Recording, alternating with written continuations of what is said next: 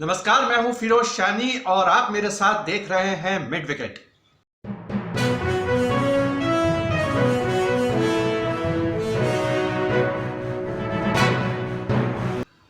तो आखिरकार 40 दिनों के इंतजार के बाद आज वो दिन आ गया है जब टीम इंडिया विश्व कप 2022 के फाइनल में ऑस्ट्रेलिया जैसी टीम से मुकाबला करेगी। यह मुकाबला अहमदाबाद में होगा। लेकिन इसके पहले कि हम और आगे के टीमों के बारे में, इस मैच के बारे में बात करें, आपको बता दें कि पूरे देश में ऐसा माहौल है कि जैसे दिवाली अभी ख़त्म नहीं हुई है और लोगों को बहुत उम्मीदें हैं कि टीम इंडिया एक बार फिर से वर्ल्ड कप जीते, और जिसकी संभावनाएं भी बहुत व्यक्त की जा रही हैं। तो चलिए एक नज़र हम मार लेते हैं कि इसके बारे में लोग क्या सोचते हैं। देखते हैं। If you look at the margins of victory that India has had over the 9 teams in this World Cup, they're all big margins, whether it is in terms of runs or in terms of wickets. And that should be a good indication of the strength of bowling or batting that India has. India की batting line, bowling line बहुत ही संतुलित है, लेकिन हमको ये नहीं भूलना चाहिए कि ऑस्ट्रेलिया के खिलाफ जो मैच हुआ था, लीग मैच, उसमें इंडिया के 3 बल्लेबाज 2 रन पे आउट हो गए थे। तो ये ऑस्ट्रेलिया का ये वो प्रतिभा है ऑस्ट्रेलिया में। तो देखना होगा कि 10 ओवर तक क्या इंडिया ऑस्ट्रेलिया के इन तेज गेंदबाजों को बखूबी खेल पाती है या नहीं। इंडिया जीतेगा क्योंकि बहुत ही रिलायबल टीम है और ऑलराउंड टीम है। सारे प्लेयर्स अपने रोल को अच्छे से एग्जीक्यूट कर रहे हैं। बैटिंग, बॉलिंग, ऑलराउंडर सब अच्छे से एग्जीक्यूट कर रहे हैं अपने रोल को और सब अच्छे फॉर्म में। मेरे हिसाब से तो ऑस्ट्रेलिया जीतेगी, क्योंकि वो एक ट्रेडिशनली 5 टाइम्स विनर है और माइंड सेट उनका बड़ा स्ट्रॉन्ग है, मेंटली बहुत टफ है। बिल्कुल हारे हुए मैच को वो जो ऊपर उठाते हैं, वो उनमें क्वालिटी है। तो ये तो थी लोगों की राय, और जैसे कि आपने देखा और सुना कि ज़्यादातर का मानना है कि इंडिया ये मैच जीतेगी। वैसे आपको बता दें कि इंडिया के जीतने के चांसेस सिर्फ इसलिए नहीं कहे जा रहे हैं कि हमारे ही देश में मैच हो रहा है, वो हमारी टीम है और इसलिए उसको जीतना चाहिए नहीं। जिस तरह से वो पूरे मैचेस खेली है वो अद्भुत है, अपने आप में बहुत अद्भुत है। और जिस कंसिस्टेंसी के साथ खेली है, एक यूनिट की तरह जैसे उसने खेल पूरा दिखाया है, वो काबिल तारीफ है। आपको यहाँ बता दूं कि इंडिया पहली एकमात्र ऐसी टीम है इस विश्व कप में जिसने अपने 10 के 10 मैच लीग फेज के उसने जीते हैं। इंक्लूड माफ कीजिएगा, 9 लीग मैचेस थे, 9 के 9 जीते, उसके बाद फाइनल जीता। मतलब लगातार उसने 10 मैचेस जीते हैं। तो आप अंदाज़ा लगा सकते हैं कि किस तरह की ये टीम खेल रही है, और इस खेल के हर विभाग में, हर डिपार्टमेंट में उसका ज़बरदस्त परफॉर्मेंस रहा है। और अगर हम बात करें उनकी जीत की, तो उनकी जो जीत का जो मार्जिन है, एवरेज विनिंग मार्जिन जिसको कहते हैं, वो है 175 रन। और ये जो मार्जिन मैं बात आपको बता रहा हूँ, ये जो एवरेज विनिंग मार्जिन है पहले बैटिंग करते हुए, यानी अपोनेंट को उन्होंने लगभग 175 रन से हराया। और अगर वो चेस करने की बात करें तो 64.4 बॉल के रहते उसने मैच जीता है। और किसी टीम का इस तरह का winning margin, average winning margin यहाँ पर दिखाई नहीं देता है। तो ये तो थी इंडिया के बारे में थोड़ी सरसरी तौर पे आपको जानकारी। दूसरी बात मैं आपको बताना चाहूँगा कि अब हम ऑस्ट्रेलिया की तरफ चलें। ऑस्ट्रेलिया शुरू में ज़रूर लड़खड़ाई थी, और एक बार तो ऐसा लग रहा था कि शायद हो सकता है कि वो अंतिम 4 में भी ना पहुँच पाए। लेकिन ऑस्ट्रेलिया जो टीम है वो मेंटली इतनी स्ट्रांग है, उसको बाउंस बैक करना आता है। जो गुजर गया वो गुजर गया, वो उसको बोझ लेके नहीं चलते हैं। वो हर मैच में फिर नए सिरे से शुरुआत करते हैं, एक नए जोश, एक नए आत्मविश्वास के साथ शुरुआत करते हैं, और हमने जैसा देखा रिजल्ट उनके फेवर में जाता है। तो आज जब ऑस्ट्रेलिया आज सामने आएगी तो एक बात हमें ध्यान में रखनी होगी कि इस टीम में कई ऐसे खिलाड़ी हैं जो इसके पहले वर्ल्ड कप खेल चुके हैं और कई ने वर्ल्ड कप जिताया भी है। और इसके अलावा इसमें जो आज जो संभावित जिसके पॉसिबल 11 है उसमें 5 खिलाड़ी ऐसे हैं जिन्होंने 2015 का वर्ल्ड कप जीता था। तो ये कुछ ऐसी चीज़ें हैं और जिसको कि ध्यान में रखना पड़ेगा। कई खिलाड़ी ऐसे भी हैं जिन्होंने T20 वर्ल्ड कप 2021 में खेला था और उसमें तो खेला था, बेहतरीन परफॉर्म किया था, तो उनके पास अनुभव की कोई कमी नहीं है। और इसके अलावा आपको एक और चीज़ बता दूं कि ऑस्ट्रेलिया के बहुत से खिलाड़ी ऐसे हैं जो हमारे यहाँ IPL खेलते हैं, तो उनको एक पिच का अंदाज़ा है कि यहाँ पर किस तरह से खेलना है, किस तरह से बैटिंग करनी है, किस तरह से बॉलिंग करनी है, ये है। और अगर हम सेमीफाइनल की बात करें साउथ अफ्रीका के साथ जो ऑस्ट्रेलिया का हुआ था और जिस तरह से उसने वो थोड़ा लड़खड़ाने के बाद पारी संभाली और मैच जीता उन्होंने, वो काबिल तारीफ था। 3 विकेट से जीत गए थे। तो ये कुछ चीज़ें हैं जो ऑस्ट्रेलिया के फेवर में जाती हैं। अब चलिए हम वापस लौटते हैं टीम इंडिया की तरफ। तो टीम इंडिया की अगर हम बात करें तो अभी तक बात होती रही थी, बैट्समैन के बारे में बात हो रही थी, लेकिन अगर धीरे धीरे करके फिर बॉलर्स की तरफ भी हम गए तो बुमराह इस वक्त वर्ल्ड के बेस्ट बॉलर माने जाते हैं, उनकी बात होती थी। लेकिन पिछले 6 मैच में एक ऐसा बॉलर आया जिसने कि पूरे विश्व में तहलका मचा दिया। जी हाँ, मैं बात कर रहा हूँ मोहम्मद शमी के बारे में, जिन्हें इत्तेफाक से प्लेइंग 11 में जगह मिली थी, क्योंकि हार्दिक पांड्या इंजरी के बाद वो पूरे विश्व कप से वो बाहर हो गए।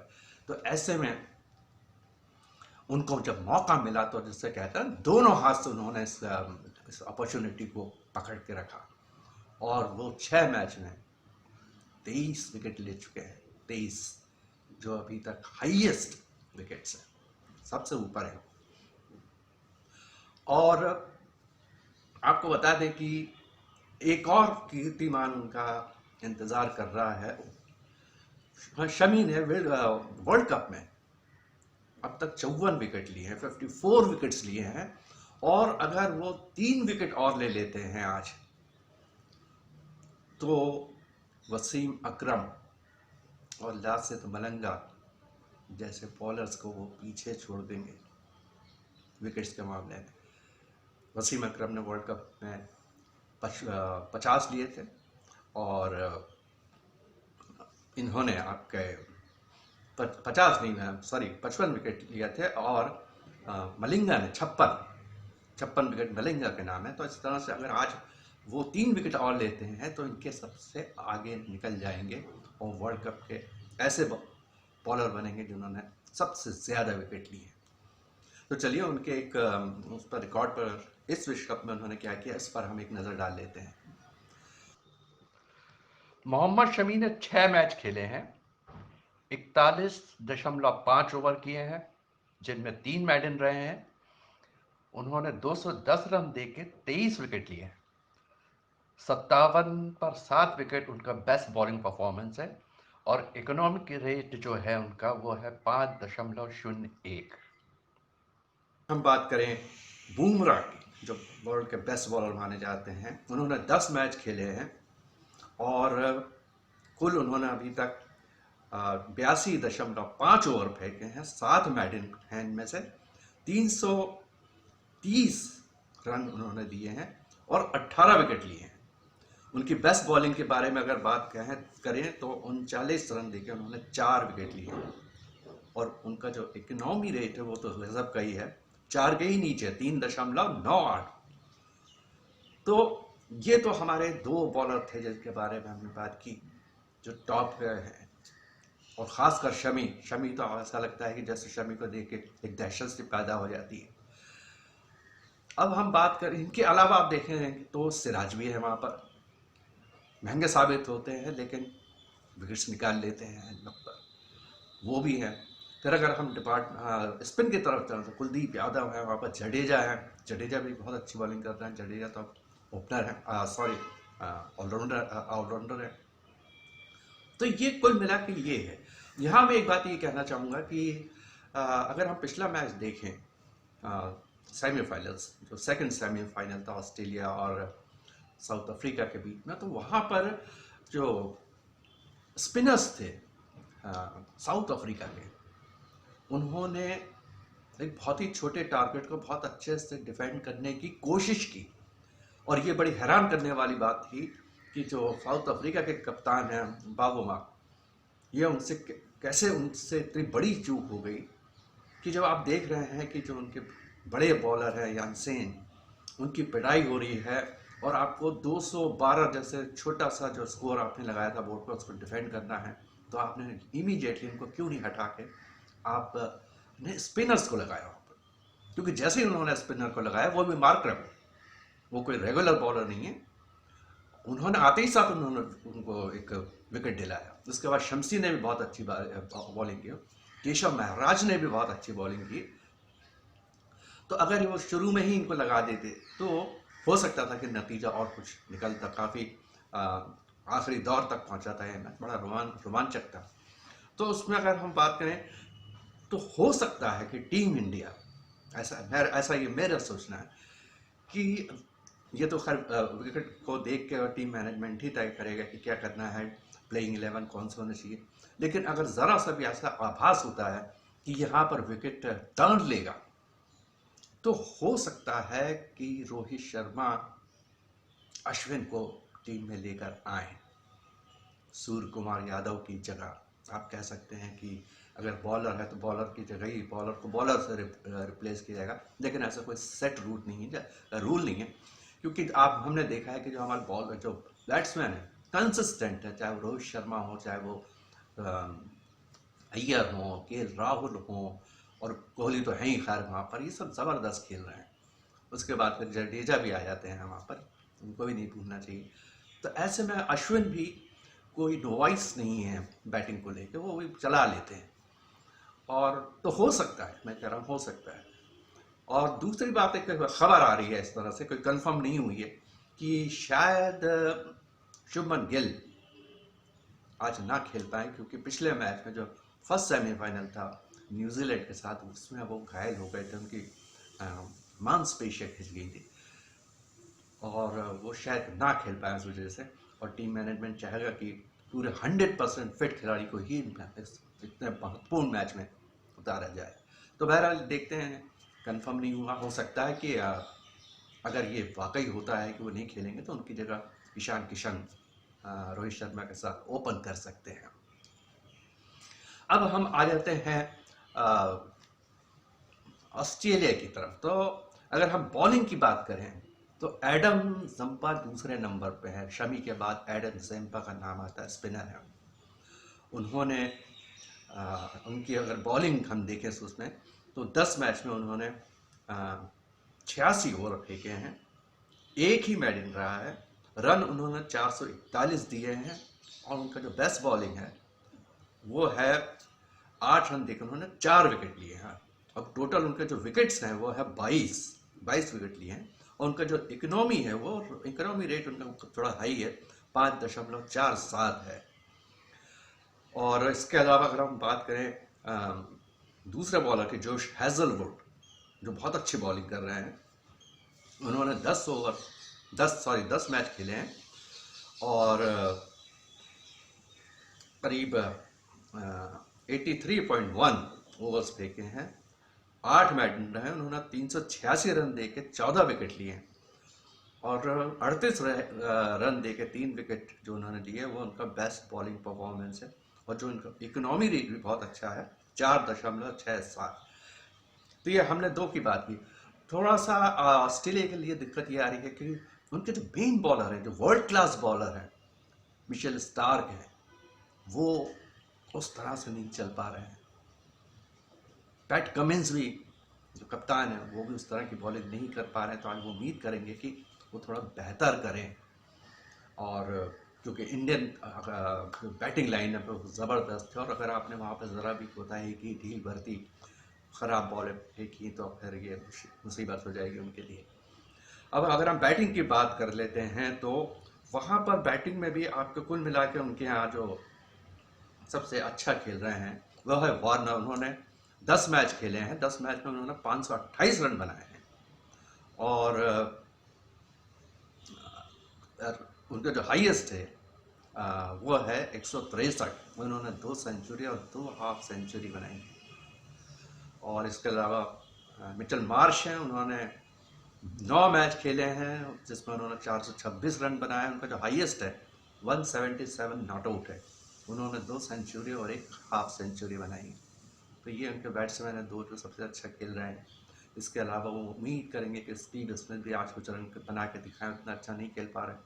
इसके अलावा ग्लेन मैक्सवेल तो है ही, उनकी पारी हम देख चुके हैं, इतिहास रन दिया है उन्होंने, दोहरा शतक मार के, बड़े ख़तरनाक हैं, ऑलराउंडर भी हैं, बॉलिंग भी करते हैं। इसके अलावा ऑस्ट्रेलिया के सबके साथ एक सबसे बड़ी बात ये कि वो उनकी जो फील्डिंग है, फील्डिंग में ही कुछ नहीं तो वो 30 से 40 रन रोक देते हैं। ये हमने पिछले मैच में भी देखा जिस तरह से। इसके पहले कुछ मैच में उन्होंने बड़ी ख़राब फील्डिंग की थी, बड़े कैचेस ड्रॉप किए थे जो कि अमूमन देखा नहीं जाता ऑस्ट्रेलिया टीम के साथ, लेकिन पिछले मैच में उन्होंने ज़बरदस्त की। अगर हम अपने यहाँ के एक बार थोड़ा सा नज़र डाल लेते हैं कि इंडिया के, ये तो ऑस्ट्रेलिया की थी, इंडिया की बैटिंग की बात अगर करें तो रोहित उस वक्त टॉप पर है। 10 मैच में उन्होंने 771 रन बनाए हैं। तो आप अंदाज़ा लगा सकते हैं कि बाकी बैट्समैन से वो 150-200 रन आगे चल रहे हैं, बहुत आगे। और उनका हाईएस्ट स्कोर है 117। उन्होंने 3 सेंचुरी मारी और 5 हाफ सेंचुरी मारी। कप्तान रोहित शर्मा ने 10 मैचेस में 550 रन बनाए हैं। उनका हाईएस्ट स्कोर 131 है। उन्होंने 1 सेंचुरी और 3 हाफ सेंचुरी बनाई है। इसके अलावा आप देखें तो श्रेयस अय्यर ने भी 10 मैच खेले हैं, 526 रन बनाए हैं और 128 नॉट आउट उनका हाईएस्ट स्कोर है। उन्होंने 2 सेंचुरी और 3 हाफ सेंचुरी बनाई है।